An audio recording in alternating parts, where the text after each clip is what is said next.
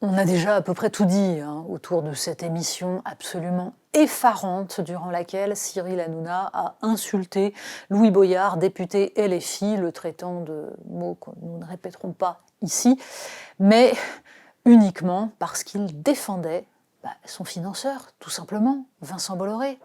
Alors, bien entendu, il y a là quelque chose de profondément gênant, surtout quand on voit la violence physique de Cyril Hanouna, dont on comprend bien qu'il veut faire taire quiconque, sur cette chaîne, irait dire quoi que ce soit de déplaisant sur le business de son patron. Pour autant, puisque tout cela a été amplement commenté, il faut maintenant suivre le reste de l'affaire. Et donc Louis Boyard a annoncé qu'il portait plainte. Et qu'il portait plainte, nous allons voir pourquoi, c'est dans un tweet: je vais porter plainte contre Cyril Hanouna et je vais porter plainte en ayant une pensée pour les millions de personnes qui ont été insultées.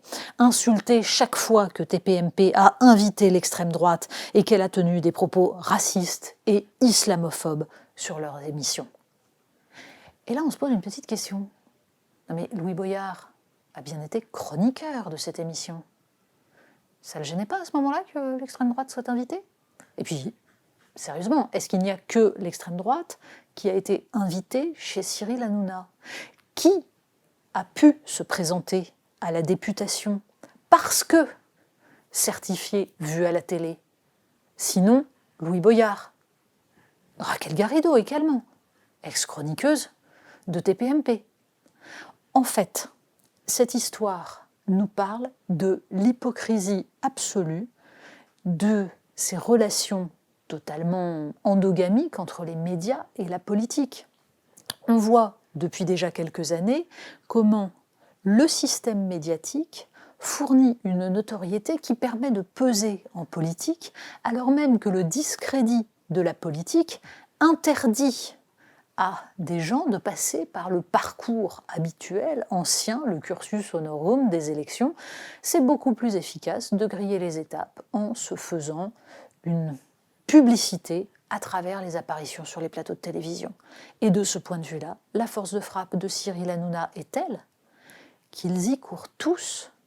Des ministres ont cautionné cela, des députés LFI notamment, qui visiblement n'ont aucun problème à venir dans cette émission. Quand Aymeric Caron, pas encore député LFI, vient contredire Éric Zemmour sur le plateau de TPMP, ça ne le dérange pas de cautionner l'expression de l'extrême droite sur un plateau de télévision.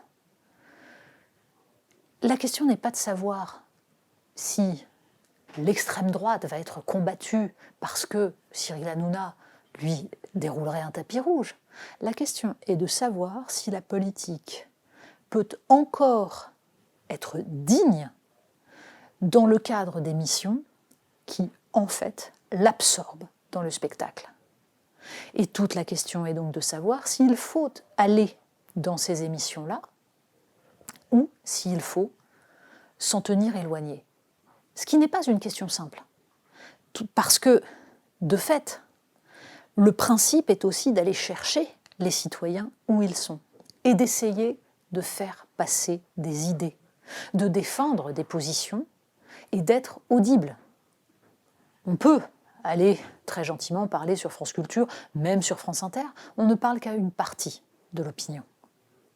Il faut donc aller chercher les autres. Mais aller les chercher jusqu'où? À quel moment on se commet?